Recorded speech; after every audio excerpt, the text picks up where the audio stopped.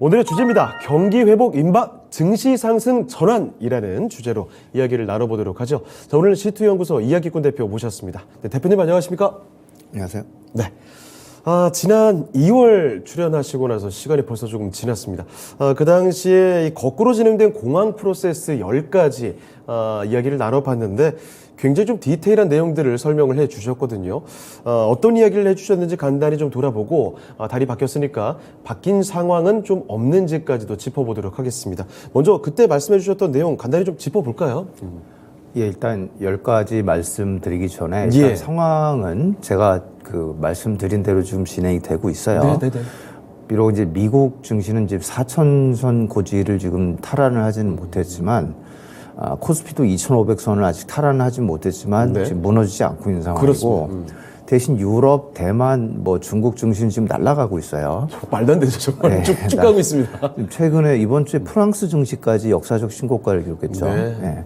대만 증시하고 한국 코스피 말고 네. 코스닥은 이미 상승 추세로 전환했어요. 그래서 지금 제가 말씀드린 대로 진행되고 있어요.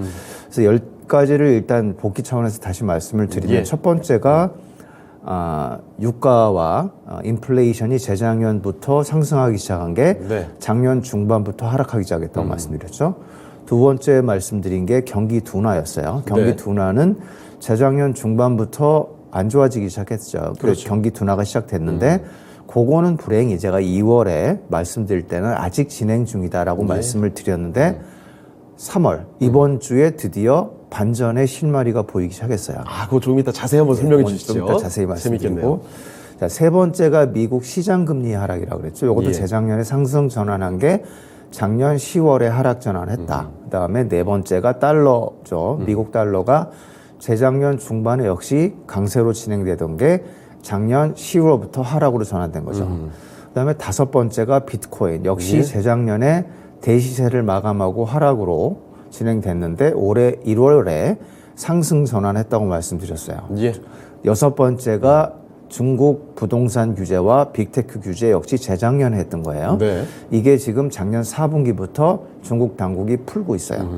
그 다음에 여섯 번째가 주식의 상승 추세. 그래서 네. 제가 말씀드린 게 20주 이동 평균선을 보시라 말씀드렸죠. 신흥국의 20주 이동 평균선은 재작년 중반에 훼손이 됐고 네. 미국의 S&P 500의 20주 이평선 추세는 작년 1월에 훼손이 됐어요. 예. 근데 그게 작년 10월에 바닥을 만들고 올해 1월부터 상승 추세 전환이 모색되고 있다 말씀을 드렸죠. 예. 그 다음에 여덟 번째가 뭐였죠? 연준이죠. 그렇죠. 연준의 이제 실제 행동은 굉장히 가장 느린 후행 지표지만 네. 립 서비스는 조금 빠르다고 했어요. 맞습니다. 네, 그래서 재작년에 말씀드리기로 이제 QT를 하겠다. 금리 인상하겠다. 이제 그게 9월이었는데 네. 실제로 금리 인상을 한 거는 그로부터 6개월이 훨씬 지난 맞습니다. 작년 3월이었죠. 하지만 이제 연준도 시장 금리가 작년에 10월부터 하락하기 시작하고 달러도 10월부터 하락하기 시작하고 바닥도 10월에 만들어지고 유동성 축소의 바닥도 작년 10월에 만들어지자 빅 스텝으로 이제 자이언트 스텝 3번 하고 빅 스텝으로 완화한 게 작년 12월이에요. 예. 그리고 올해 2월에 이제 0.25% 정상적인 상황으로 되돌아온 상태고 그 다음에 아홉 번째가 유동성 축소라고 말씀드렸죠. 네. 계속 재작년부터 유동성 축소가 진행되던 게 작년 10월에 바닥을 만들고 네. 유동성이 다시 증가하기 시작하고 있다고 말씀드렸죠. 그다음에 마지막은 이제 헤지 펀드가 있다고 말씀드렸고 예. 올해 7월부터 리보 금리를 대체할 걸로 예정되어 있는 소파를 4분기부터 매수하기 시작했다는 겁니다. 예. 수급상으로도 상황이 좋아지고 있다. 이렇게 10가지를 2월에 말씀을 드렸어요. 그렇습니다. 예, 그 이후로 지금 한 달이 지났는데 뭐가 변화가 있느냐? 네. 네 가지 정도 변화가 있습니다. 네. 첫 번째, 그러니까 긍정적인 거 한 개, 그다음에 네. 조금 부정적으로 바뀐 게 세 가지예요. 예. 그러니까 긍정적으로 바뀐 것은 경기 둔화가 마감되고 네. 경기 회복이 되려는 임박한 상태다. 앞서 말씀해 주셨던 경기 둔화에 관련된 변화가 이제 마감 쪽으로 간다. 예, 그건 굉장히 좋은 시그널이고요. 예, 예. 근데 그거와 달리 조금 안 좋은 게 이제 그 시장 금리가 다시 좀 상승을 했고 네. 달러가 너무 하락을 하다 보니까 지금 네. 반등이 한 달째 나오고 있고 유동성이 조금 또 줄었어요. 이 세 가지는 조금 안 좋은데 예. 그렇게 큰 영향은 아니다라고 보고 있습니다. 네. 그래서 먼저 이제 경기 회복이 지금 임박했다는 게 오늘 가장 중요한 주제니까 좀 네. 말씀을 드릴게요. 그러죠. 일단 경기 그에 대한 평가는 여러 가지가 있어요. 사실은 수백 가지가 넘습니다. 그래서 이걸 다 보고 앉아 있으면 정신이 하나도 없어요. 맞습니다. 네. 너무 많은 지표들이 나와 있는 예. 거고. 그래서 제가 뭐 나름대로 제 멤버십 회원들을 관리하고 있는데 딱 5가지만 보시라. 아, 5가지를 압축해서. 그다음에 단 5가지 볼 시간도 없다. 네. 그러면 하나만 보라. 이렇게 말씀드리겠어요.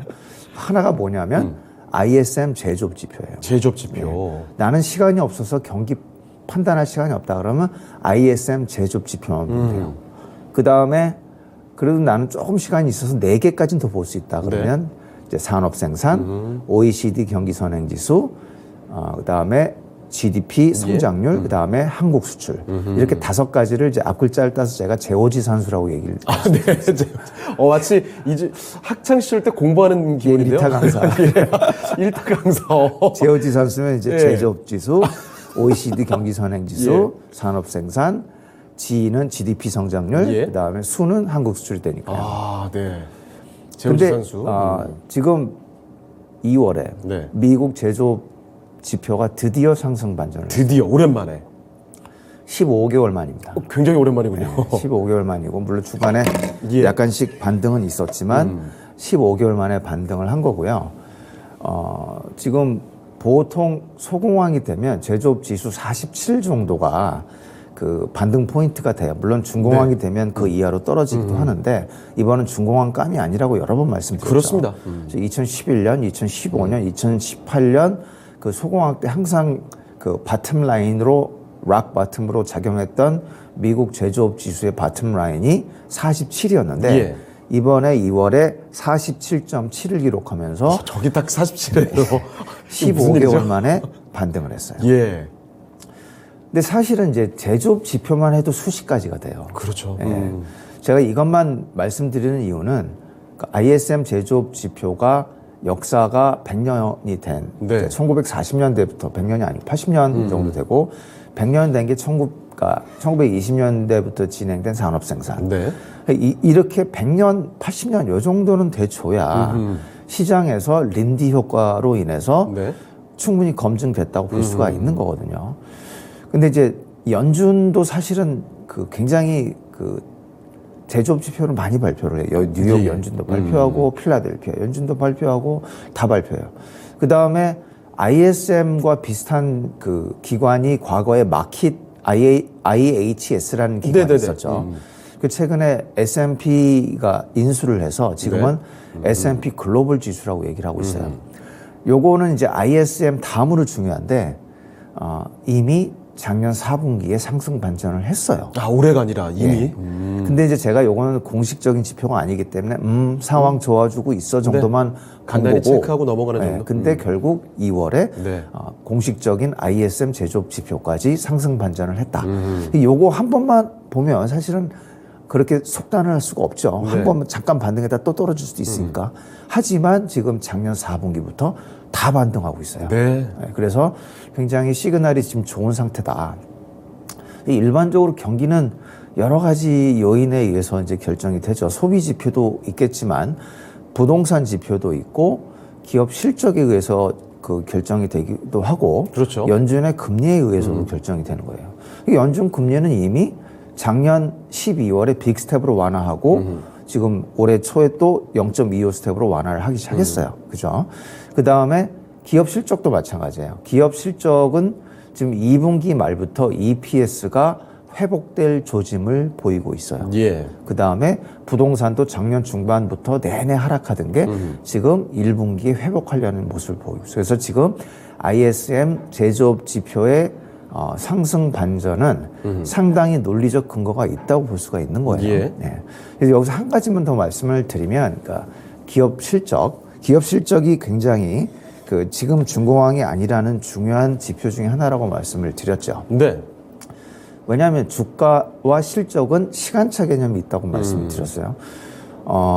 미국 S&P 500에 상장돼 있는 미국 기업들의 EPS 훼손이 시작된 거. 예. 시작이에요. 시작된 게 언제냐면 작년 6월이에요. 작년 6월이요. 작년 6월이면 뭐가 있었습니까? 그때 물가지표 정점 찍을 때 아닙니까? 뭐 그렇기도 하고 그 다음에 미국 S&P 500의 1차 바닥이 나온 자리예요. 아, 네네네네. 1차 바닥이 6월, 네. 2차 바닥이 10월이에요. 10월. 근데 6월과 10월은 별 차이가 없어요. 그러니까 사실상 6월이면 작년 미국 소공황의 하락이 다 끝난 상태예요. 네. 하락이 다 끝났는데 그때부터 미국 기업의 EPS 훼손이 시작됐다는 얘기예요. 다 끝났는데. 네. 예. 거의 뭐 바통 넘기듯이. 그 다음에 한국도 마찬가지죠. 한국 예, 예. 작년 1분기, 2분기까지만 해도 반도체 수출 괜찮았어요. 네. 삼성전자 실적 괜찮았어요. 언제부터 맛이 갔냐? 작년 3분기부터 맛이 갔죠. 네. 3분기 다 끝났어요. 하락이. 네. 다 끝났는데 그때부터 시작된 거예요. 그리고 지금 작년 10월이 2차 바닥이 마지막 바닥이라고 말씀드렸고 그때부터 상승 전환한 거죠. 그럼 바닥이 10월인데 지금 그 이후로 많이 상승했죠. 3,600에서 지금 S&P 기준 4,200까지 갔다 지금 4,000선에서 고지 탈환을 하고 있는데 예. 많이 상승하고 있는데 EPS는 여전히 계속 하락하고 있어요. 그리고 하락하는 수준은 완만하다 그랬죠. 예. 그러니까 소공황에 딱 걸맞는 수준에 여전히 지금도 플러스로 이득을 내고 있는 상태예요. 그러니까 이런 식으로 진행되고 있다는 점. 그래서 주가와 실적에 시간차 개념이 있고 그 지금 2분기 말부터 그나마도 기업 EPS가 개선되려는 조짐을 보이고 있기 때문에 예. 지금 2월에 미국의 제조업 지표의 상승 반전은 상당히 의미가 있다라고 말씀을 드릴 수가 있습니다. 네. 그 다음에 GDP도 한번 볼까요? GDP도 지금 미국의 실질 GDP가 작년 4분기가 바닥이에요. 네. 그래서 올해 내내 상승할 걸로 지금 전망이 되고 있어요. 앞으로 쭉. 그렇죠. 그 다음에 OECD 경기 선행 지수는 미국에서는 아직 상승 반전을 안 했는데 네. 글로벌 경기 선행 지수는 지금 작년 6월 이후 네. 하락폭이 계속 줄어들고 있어요. 8개월째. 어허. 아마 빠르면 2분기 내로 플러스 반전할 겁니다. 예. 그러면 이제 OECD 경기 선행 지수도 상승 반전할 거예요. 그래서 사실 제가 2월에 2분기 말 정도면 경기 둔화도 마무리될 거다라고 말씀을 드렸죠. 네. 근데 조금 빨리 진행되고 있어요, 지금. 이렇게 가면 지금 한 4월 정도면 네. 전부 돌아설 가능성, 미국이 지금 돌아설 가능성이 있는 거죠. 2분기 끝날 때가 아니라 시작할 때. 예. 네. 그다음에 하나만 더 말씀드리면 이제 예. 도매 재고가 있어요. 도매 재고가 통상 그 중공황이 되면 마이너스 1%까지 떨어집니다. 네. 그다음에 소공황이 되면 마이너스 0.5%까지 떨어져요. 네네. 근데 이번 2월에 미국의 도매 재고가 마이너스 0.4%까지 떨어졌어요. 거의 뭐 소공황 그 끄트머리까지. 예, 제가 앞에 이렇게 말씀드리니까 희망적으로 보이죠. 근데 시장에서 난리가 났어요. 예. 마이너스 도매 재고가 줄기 시작하니 큰일 났다. 아. 그리고 난리가 났었어요. 네네. 예. 왜냐하면 2020년 7월 이후 지금 처음으로 네. 재고가 감소하고 있다는 얘기예요. 아. 근데 이제 이거를 역사적으로 볼 때는 바닥에 근접했다는 뜻이거든요. 그렇죠. 이게 또 바라보는 관점에 따라서 체감이 많이 다르네요. 그렇죠. 그러니까 앞에 뭔 얘기를 하느냐에 네. 따라 앵커링 효과라고 보통 얘기하죠. 그렇죠. 사실 앞서 마이너스 0.5까지 나왔다라는 걸 저는 이렇게 듣고 보니까 0.4? 뭐 괜찮은 거 아닌가 싶은데 말이죠. 근데 시장에서는 예. 마이너스 이러면서 난리가 났죠. 자, 미국 가장 경기 회복이 늦은 미국이 1월부터 조짐을 보이기 시작했다. 네. 그다음 미국보다 유럽 더 빠르다 그랬죠. 유럽의 제조업 지수는 이미 4분기, 작년 4분기부터 바닥을 만들었어요. 네. 그리고 이미 다 상승을 하기 시작했고, 그 다음에 제조업 지수보다 조금 빠른 게 그 소비 심리 지표예요. 네. 소비 심리 지표도 이미 작년 4분기에 미국, 유럽 할 것 없이 전부 바닥을 만들고 지금 상승을 하고 있어요. 일단 미국보다는 유럽이 경기가 회복이 빠르고 네. 유럽보다는 중국의 경기 회복이 빠르다고 말씀드렸죠. 중국은 뭐 사실 코로나로 다 닫아놓고 있다가 지금은 경기 부양시키려고 사활 걸고 있지 않습니까? 그렇죠. 경기가 지금 미국, 중국은 부동산이 가장 중요하거든요. 그렇죠. 부동산이 가장 중요한데 지금 작년 4분기에 주택 가격이 전년 대비 마이너스 1.6%. 굉장히 많이 하락한 거예요, 사실은. 네. 근데 지금 1분기에 마이너스 1.5%로 하락폭이 줄기 시작했어요. 드디어. 피크는 이제 찍었다. 그렇죠. 그 다음에 이번 주에 나온 굉장히 중요한 뉴스 중에 하나가 중국의 그 주택 판매가 20개월 만에 증가했어요. 네. 20개월 전이면 중국의 주택 가격이 하락한 시점과 유사해요. 네. 그럼 지금 주택 가격의 하락폭, 그러니까 상대값을 말씀드리면 네. 하락폭이 감소하기 시작했는데 20개월 만에 중국 그 신규 주택 판매량이 네. 증가했다는 것은 굉장히 의미가 있다. 유의미하네요. 네. 그다음에 그것뿐만 아니라 지금 저번 주에 차이신 그다음에 중국 통계국 할 것 없이 제조업 지수, 그다음에 서비스 지수 할 것 없이 전부 급등했어요. 네. 네. 그러니까 지금 미국처럼 찔끔 상승이 아니라 네. 급등을 해버렸어요. 눈에 띄도록. 네.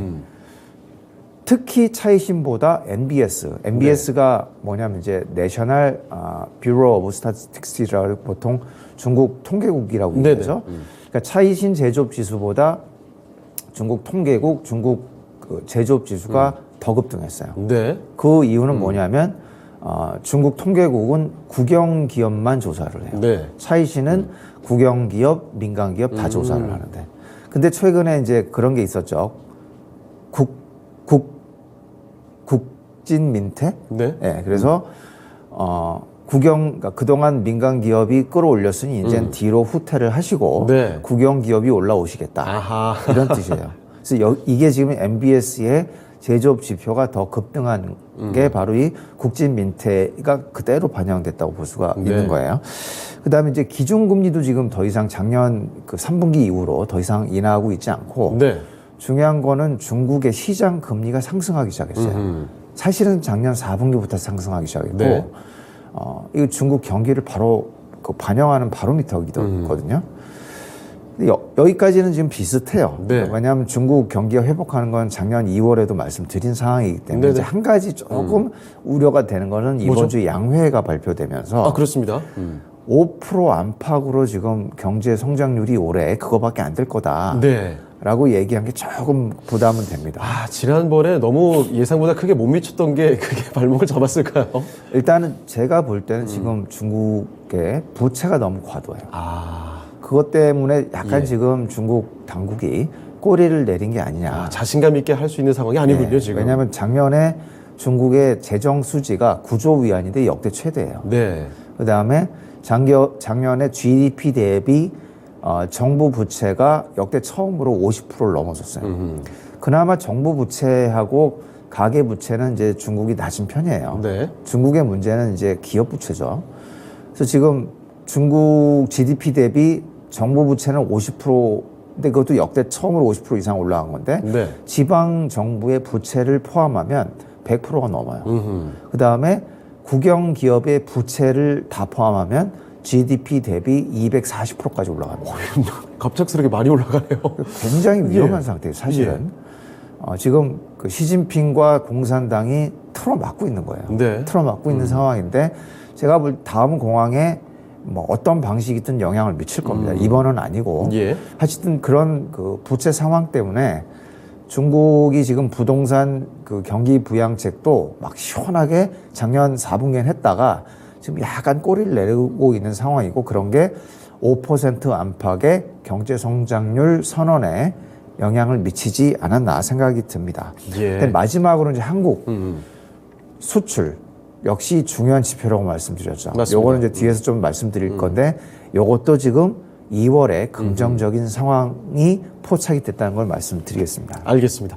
자, 경기 둔화에 대한 우려감이 사실 올 초부터 뭐 굉장히 많이 회자가 됐죠. 자, 이런 상황에 그래도 긍정적인 시그널이 이달 들어서 좀 나타나고 있는 것이 경기 둔화가 조금씩 마감되는 조짐들이 각종 지표에서 나타나고 있다는 점 아주 세세하게 좀 살펴드렸습니다. 뭐 우려되는 점까지 같이 말씀드렸으니까 경기 둔화와 관련된 흐름은 잘 짚어보실 수 있을 것 같습니다. 자, 그러면 또 중요한 얘기들 남아있죠. 금리와 달러 이쪽은 또 어떤 뭐 아까 전에 약간 부정적인 것들이 감지가 된다고 말씀해 주셨는데요. 이 내용도 설명해 주시죠.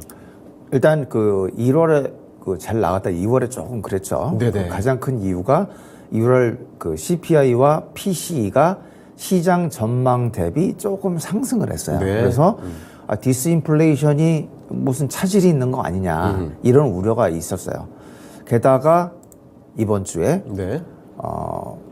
또 우리 파월, 우리의 호프 파월 아이고. 그 연준 의장께서 상원 청문회에서 또 매파적인 발언을 쏟아내셨죠. 자꾸 날갯짓 하시네요. 예, 그러니까 뭐 이해는 해요. 왜냐하면 계속 인플레이션이 살아나면 안 되니까 계속 네. 증시 상승이 중요한 게 아니라 연준 입장에서는 디스인플레이션이 차질 없이 진행되는 게 중요하기 때문에 맞습니다. 계속 그렇게 초를 칠 수밖에 없습니다.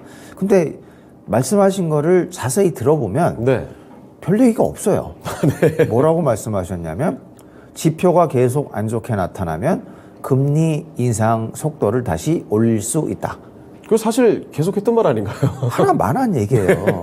왜냐하면 그럼 언제는 지표가 나쁘게 나와도 계속 베이비 스텝 합격 이런 얘기 한 적 있어요? 그런 얘기 한 적 없어요. 언제나 연준은 그냥 지표에 맞게 움직이고 있어요. 그렇죠. 만약에 그렇게 되면 그렇게 하겠다라는 거고 하나만한 얘기예요. 네네. 근데 시장은 이제 부정적으로 반응을 해서 조금 그랬죠. 그래도 지금 4천선을 지키고 있어요. 네. 여전히 큰 문제는 없습니다. 근데 과연 그렇게 될 것이냐? 우리는 그 피스아이 국가들 좀 봐야 될 필요가 있어요. 네. 왜냐하면 피스아이 국가면 이제 미국, 영국, 뉴질랜드, 호주, 캐나다잖아요. 그 영연방 국가이기 때문에 이 5개 국가들은 비슷하게 움직여요. 네. 그리고 특히 생각 외로 미국 연준은 캐나다 연준의 눈치를 많이 봅니다. 아, 그렇습니까? 네, 그러니까 굉장히 따라가는 경향이 많아요. 근데 캐나다가 이번 주에 금리 동결을 했어요. 아하. 0.25%도 아니고 네. 금리를 그냥 동결을 했어요. 지금 미국 연준은 0.25 하려다가 0.5 간다고 막 분위기가 그렇게 되는데요. 그렇죠. 이번에 그 매파가 발언을 어제 말씀하신 이후로 3월 FOMC에서 빅스텝 한다는 게 지금 30%에서 70%까지 그렇죠. 70% 올라갔죠. 갑자기. 근데 그건 별 의미가 없어요. 조금 더 상황이 좋아지면 다시 또 0%로 떨어져요. 예. 근데 캐나다가 지금 금리 동결을 했어요. 그다음에 어제 호주가 네. 0.25% 인상을 했어요. 아, 별로 지금 상황이 바뀐 게 없다는 얘기예요.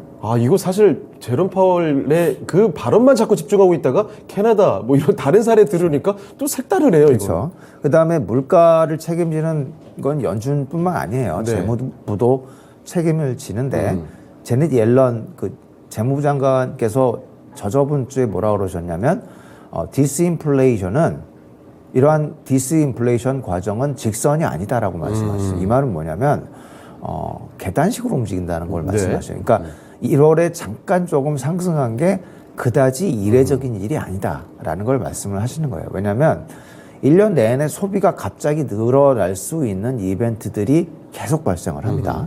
예를 들어 12월이면 무슨 일이 생깁니까? 세액 공제를 하죠. 네. 그럼 갑자기 기업들이 돈이 많아져요. 그럼 소비가 좀 늘어나죠. 네. 그 다음에 이번 4월에 뭐가 있습니까?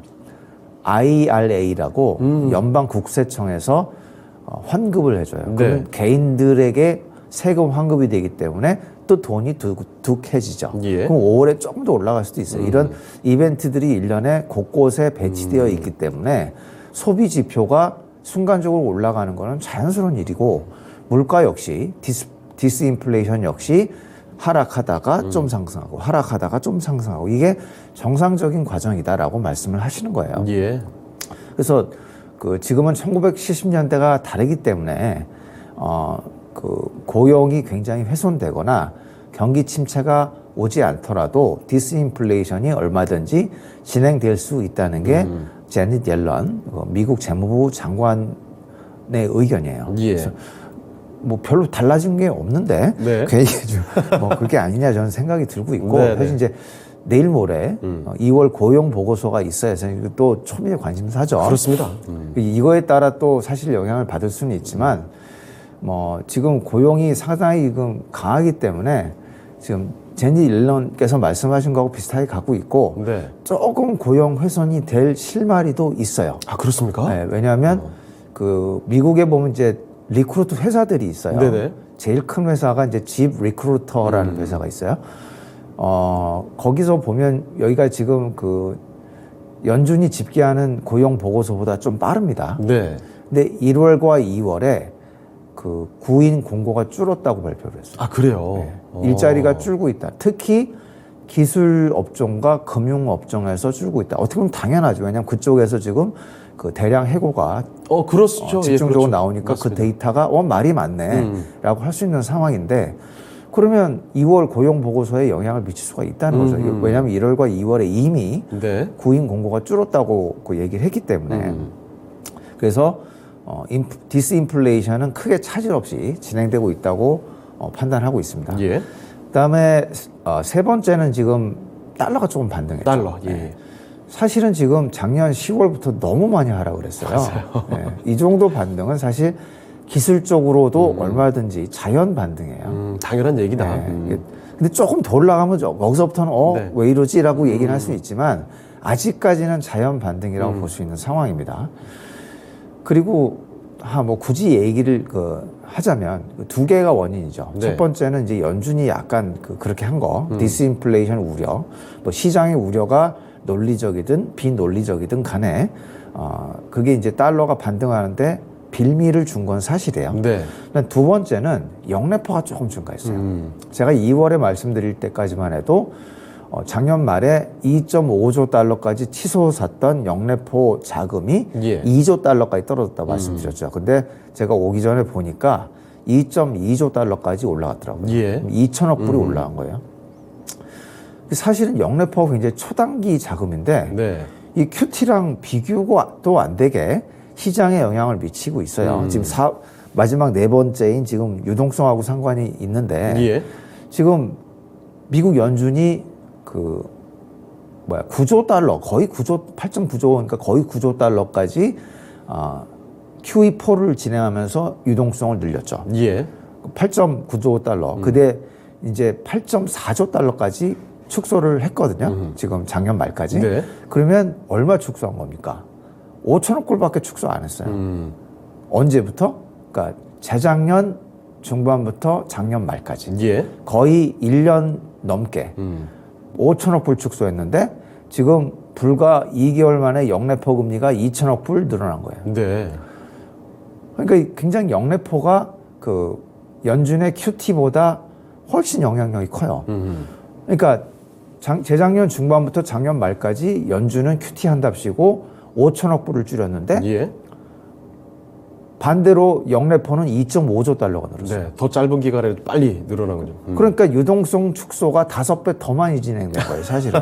예. 그러니까 QT가 중요한 게 아니라 영래포가 중요해요. 그래서 올 초에 근데 그게 2천억 불 증가했기 때문에 약간의 달러 강세에 영향을 미치지 않았는 생각을 하는데 제가 볼 땐 지금 뭐 자연 반등 수준이고 네. 지금 글로벌리 경기 회복이 가시화되고 있어요. 경기 회복이 되면 결국 달러를 약세로 만드는 영향을 미치기 때문에 큰 무리가 없다고 보고 있어요. 네. 근데 오늘 시간이 너무 진행이 됐네요. 자, 그럼 요 얘기도 좀 해보도록 하겠습니다. 일단 뭐 그전에도 언급을 해주셨던 내용인데 월가에서는 계속 또 경기 침체, 폭락론 주장을 좀 많이 해왔잖아요. 아직도 똑같은 분위기입니까? 이 꼬리 내리기 시작했죠. 아, 그렇습니까? 저번 주에 드디어 마이클 윌슨이 꼬리를 내리기 시작했어요. 예. 네. 마이클 윌슨이 작년 12월에 뭐 ERP라고 무슨 듣도 보도 못한 리스크 프리미엄 지표를 들고 네네네네. 나오면서 미국 펀더멘털 훼손과 경기 침체로 인해 3천까지 폭락한다고 3천까지. 네. 근데 지금 4,200 찍고 여전히 S&P 500은 4,000선을 잘 버티고 있어요. 네. 그렇게 하다 보니까 지금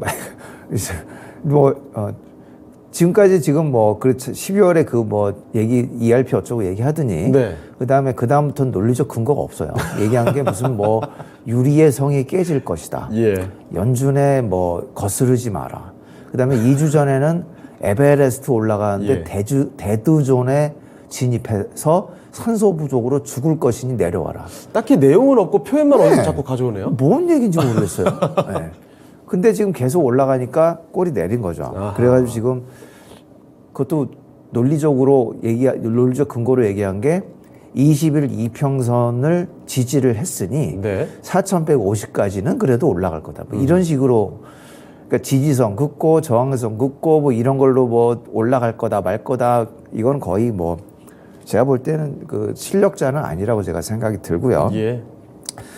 근데 이제 아직까지는 그 단기 랠리 이후에 조금 그 다시 하락할 거다. 그 입장을 여전히 굽히진 않고 있지만 네. 지금 꼬리를 반 정도는 내린 상태라고 볼 수가 있어요. 네. 그 다음에 지금 다른 월가들은 더 꼬리를 내리고 있죠. 이미 지금 노 랜딩 시나리오가 나오고 있어요. 네. 노 랜딩이 뭐냐면 경기 회복된다는 얘기예요. 침체 없다. 네. 경기 둔화도 없다. 네네. 경착륙이 아니라 연착륙도 없다. 아니 그렇게 경기도나 경기 침체를 얘기를 하더니 그래서 지금 뭐 서면에 나오는데 예. 지금 그 사무엘 베케트의 희곡에 보면 고도를 기다리며라는 희곡이 있죠. 그 오지 않는 그분 아닌가요? 예. 근데 지금 월가에선 고도 침체라는 새로운 용어가 등장하기 시작했어요. 왜냐하면 주인공들이 네. 언제 올지 모르는 고도를 하염없이 기다리는 상황. 왜냐하면 지금 월가에서 예. 경기 침체가 안 오니까 지금 뭐라고 얘기하냐면 6개월 내에 올 수도 있을 것 같지도 네. 같은데 뭐 이러고 있어요. 월가의 그 6개월 또 모양새가 늘려놨어요. 네. 6개월 지나서 또 안 오면 네. 6개월 모레 또 이렇게 하겠죠. 그러니까 네. 이걸 이제 고도에 비교를 해서 고도 리세션이란 말이 월가에서 지금 유행하고 있다고 합니다. 그러니까 제가 볼 때는 그나마 반쯤 내린 꼬리도 나머지도 한 2분기 내면 다 내리고 전격 그 전환을 할 걸로 예상이 되고 네.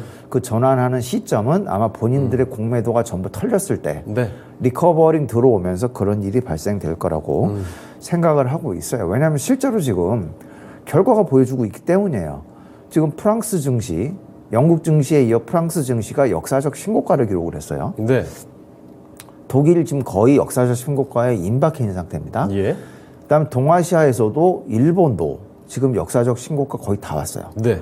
그 다음에 한국 코스닥, 그 다음에 대만 증시, 중국 상해 증시 모두 상승 추세로 공식적으로 전환됐어요. 네. 조금 섭섭한 게 이제 미국 S&P 500과 한국 코스피예요.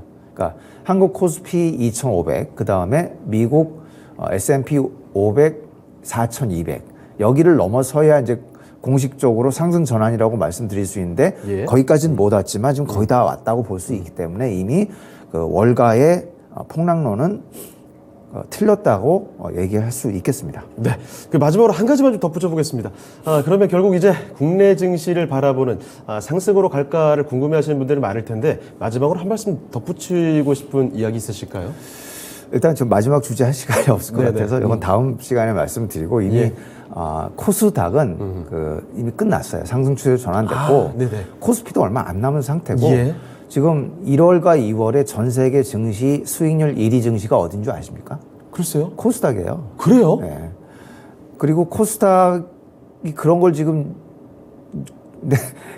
개인의 순매수 1위가 예. 곧보스죠. 순매수 3위가 인버스죠.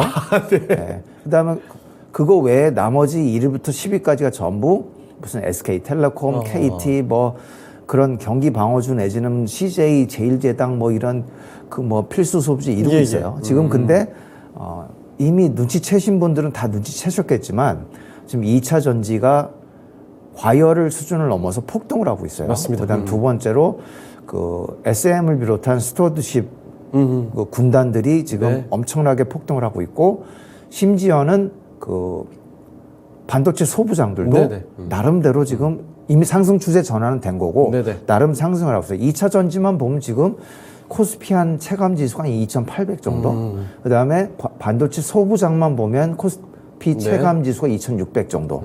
그래서 이미 게임이 끝났어요, 지금. 네. 예. 그래서 지금 게임 끝난 거를 아직 개인 투자자들이 인식을 못 하고 있다고 감지가 되고 있습니다. 네. 자, 그 2차 전지 이야기도 해주셨는데 2차 전지 뭐 관련된 이야기 할 말이 참 많습니다. 뭐 공매도 관련된 이야기도 있겠고요. 다음번에 꼭 출연하셔서 더 자세한 이야기 부탁드리도록 하겠습니다. 자, 그러면 이야기꾼 대표 여기서 인사드리도록 하겠습니다. 대표님 오늘 말씀 고맙습니다. 감사합니다. 자, 그럼 오늘 시투연구소 이야기꾼 대표와 함께 증시 흐름을 읽어볼 만한 자세한 이야기 나눠봤습니다. 투자하시는 데 도움 되셨길 바라고요. 지금까지 다양한 투자 판단에 대한 도움 말씀을 드렸습니다. 하지만 특정 종목의 상승과 하락을 보장하진 않습니다. 이 점 기억해 주시고요. 저희는 내일 이 시간에 다시 뵙겠습니다. 시청해주신 여러분 고맙습니다.